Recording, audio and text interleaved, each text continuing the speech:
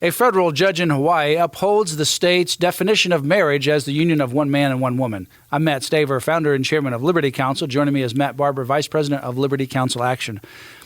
Federal Judge Alan Kay in Hawaii issued a voluminous opinion, I believe it's 120 pages if I recall, affirming natural marriage as the union of one man and one woman. Matt, this is a great decision.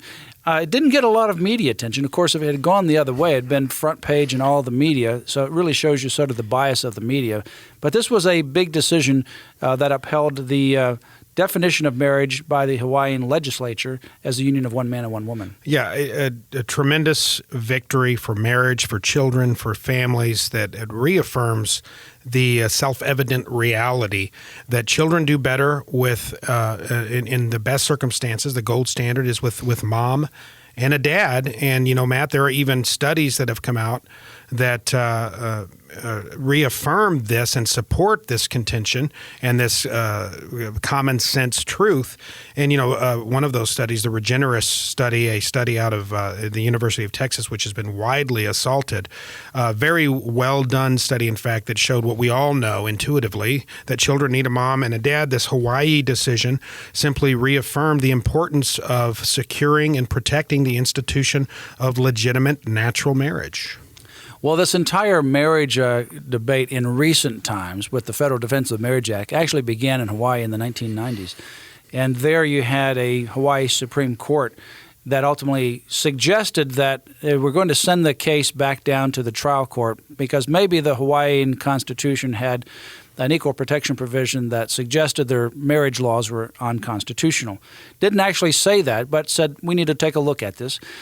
The people of Hawaii responded. In 1994, the Hawaii lawmakers amended their law to clarify the legislature's intention that marriage is limited to those of the opposite sex.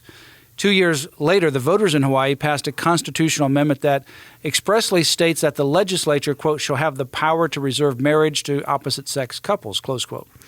And out of that, 1996, the Federal Defense of Marriage Act was passed.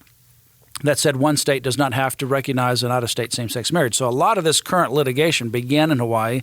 Now this was challenged in Hawaii by people in federal court saying that marriage is not to be defined by the people as one man and one woman. It has to include same-sex couples. And Judge Kay issued a 120-page, very detailed, voluminous opinion going through meticulously, ultimately saying that, no, this is constitutional, and upheld that. The interesting thing is that the media basically blew it off, didn't say anything about it, but it's a major decision. It may well now be appealed up to the Ninth Circuit Court of Appeals, which is the court that ultimately looked at this Proposition 8 case and split their decision on that issue. Well, we know ultimately this is going to go to the United States Supreme Court. From whichever channel it gets there first remains to be seen. It may be Hawaii, it may be the Prop 8 case. We don't know for sure.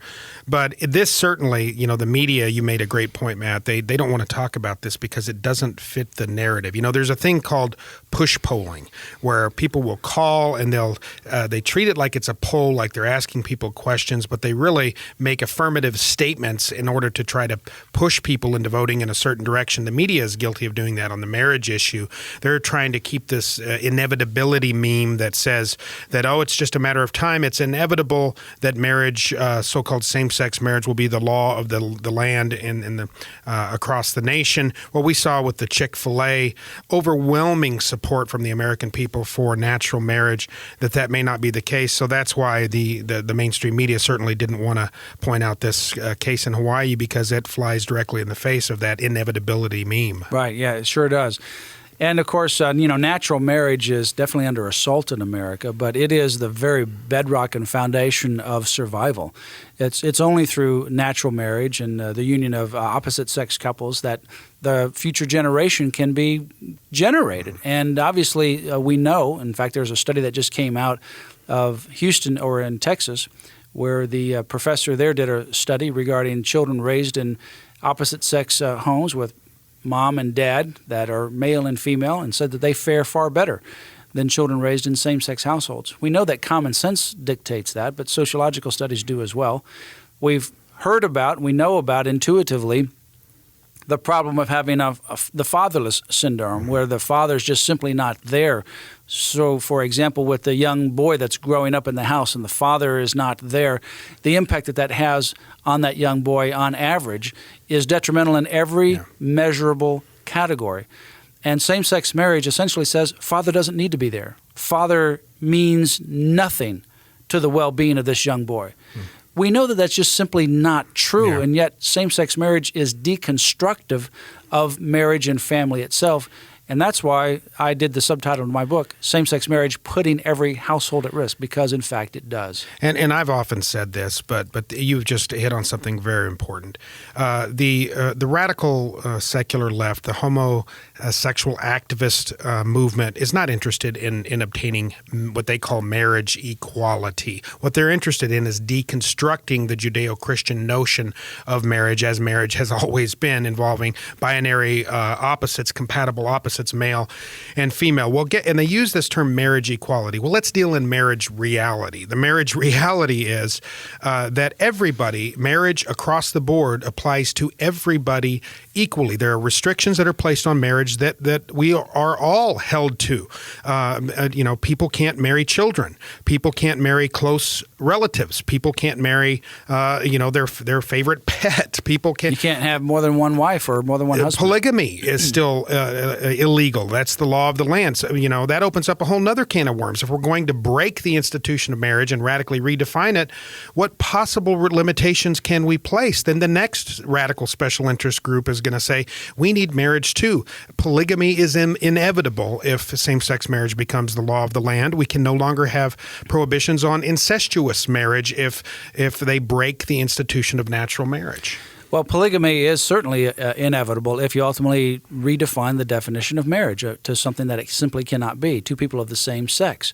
If you're saying that two people of the same sex can have a marriage, then there is no logical or legal end point with regards to polygamy. And in fact, people who are polygamists are making these arguments. There's a case filed out in Utah right now from a polygamous standpoint, or there's discussion of polygamy, and they're using the same-sex marriage arguments.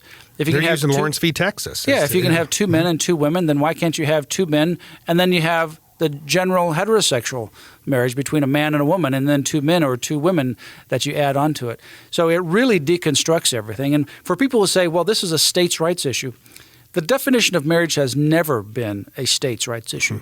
The parameters of how you get into marriage, how you get out of marriage, custody, those kinds of things have been given to the states. But the actual definition of marriage as the union of one man and one woman has always been a federal issue. If you go back and look at some of the states, when they were territories and they became states, the criteria for them to become a state was that they ultimately did away with polygamy. Some of them in their constitutions had to do that, and affirm marriage as one man and one woman as a criteria to even becoming a state.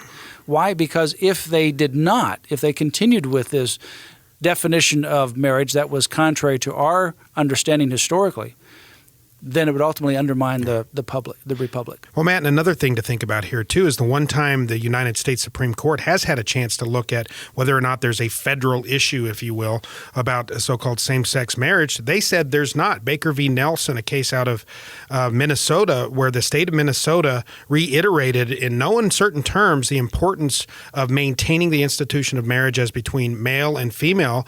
The United States Supreme Court looked at that and said, nope, there's no federal issue here. So, so-called same-sex marriage proponents are going to have a little trouble, I think, convincing the Supreme Court that they were wrong back in Baker v. Nelson. Yeah, they found that there was no federal right to same-sex marriage, right. So there was no reason to take the case and thus no jurisdiction. This issue of marriage is certainly significant to us as a people, not just here in the United States, but around the country. It is the very first form of government. When you deconstruct marriage to say that it's people of the same sex, you ultimately open up to polygamy, and then later on polyamory, and eventually you have nothing, and it ultimately does harm to not only the institution but to children as well.